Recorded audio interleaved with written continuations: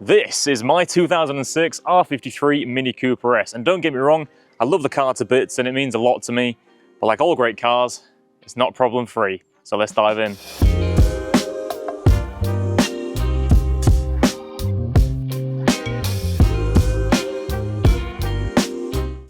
For starters, it's currently misfiring, and whilst 3 cylinders might sound kind of funky in the world of rallying, I'd really rather have all 4 in this instance. Now, it's kind of my fault, kind of not my fault. The other weekend, I decided to fit a much bigger intercooler, and in the process, I thought, hey, I'll be smart about this one. I'll change the spark plugs while I'm in there. Changed the spark plugs, went to put the leads back on, and then the one for cylinder number 4 just decided not to stay put. So, I had to go to my neighbour and say, hey, have you got any of these knocking around? Please can you save me and stop me from crying? And fortunately, he had one spare in his garage. I put it on, and it sparks enough to get the car driving, so I can tootle around and go to work and such. But as soon as you boot it, it's just not there. So we have an intermittent misfire.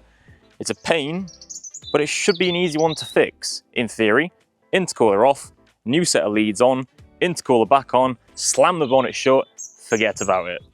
Next up, we've got a bit of a noise. Now, I don't know how to describe this one accurately. It's either a very depressed chicken, or it's Shrek trying to squeeze one out first thing in the morning.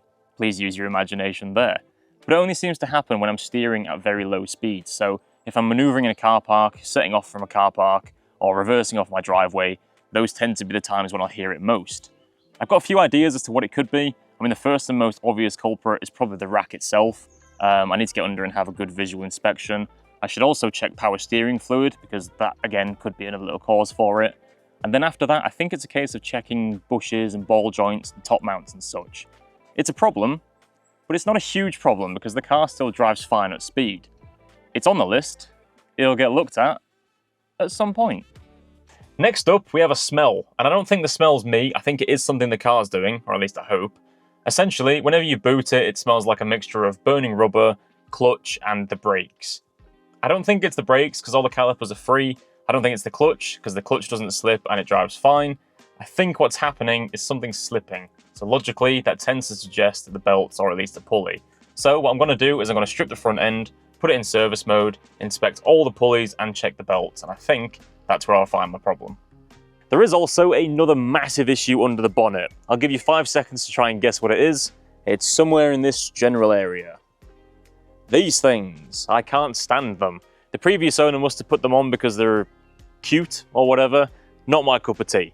I tried to take them off many years ago when I first bought the car, but because these stickers seem to be made of, I don't know, bulletproof glass or adamantium or something, they don't want to come off. And I know that if I do eventually get them off, there's going to be loads of residue underneath and it's going to make an absolute mess. So, my current plan is to leave them until I rip the arch liners out, then I can take the entire thing, throw it away, and solve all my problems.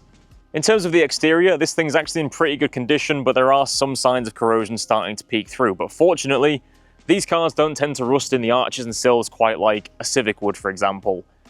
Ask me how I know. But they do have a few notorious areas that you should definitely check if you're looking at buying one of these, or if you own one.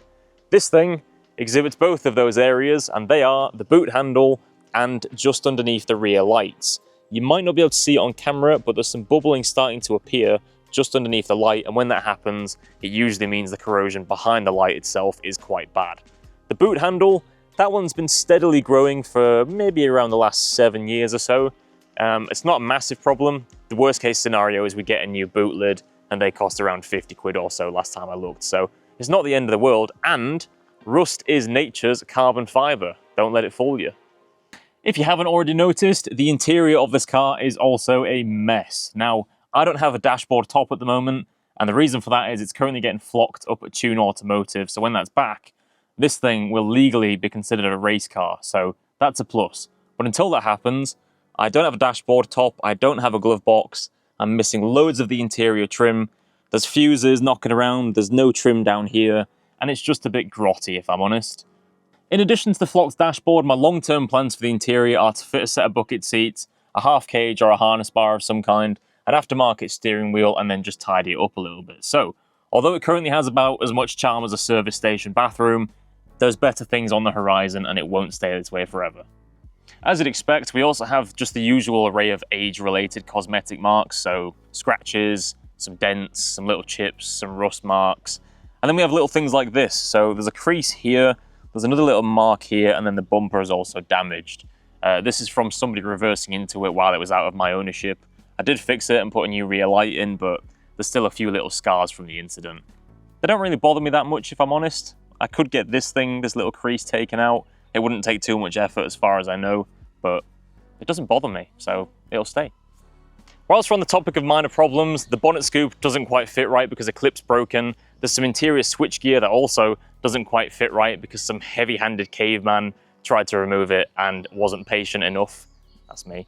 The driver's indicator. This one's an interesting one. It works 90% of the time, and yet sometimes it just decides to have a day off. I don't quite get it, but anyways, that's that. This car is also fitted with a K&N air filter. Now, these things are reusable. You're meant to be able to wash them and re-oil them and such.